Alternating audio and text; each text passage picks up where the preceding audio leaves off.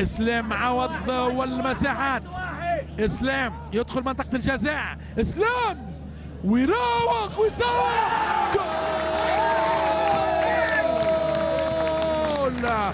جول لنادي الزمالك. الزمالكاوية في هذه اللحظات كتيبة رهيبة ومثالية. الزمالك لا يبالي، أبيض اللون من أجمل ما يكون في هذه الكرة الرائعة. وفي النهاية أسبقية الزمالكاوية في هذه اللحظات الإفريقية. تقدم الزمالك بهدف ل0.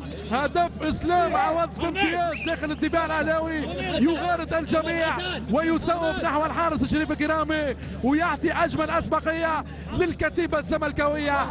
وهدف من أروع ما يكون في الدفاعات الأهلاوية.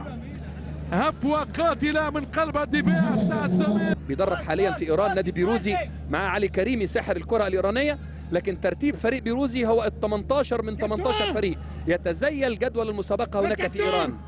الضربة الركنية سريعة أرضية خطيرة، يا ولد هدف التعادل ويستعيد الذكريات، يستعيد ذكريات حمدي جمعة في مرمى نادي الزمالك في السبعينات. نعم هو العجوز النحل العجوز يصنع العسل أحيانا، ويا له من عسل، يا له من عسل، زي العسل أنا والعسل بركات والعسل. النحل العجوز يصنع العسل أحيانا. تصويبة ولا أروع، فكر ولا أجمل، هدف ولا أروع. يتقدم النادي الأهلي بهدف التعادل، وكالعادة السيد بركات.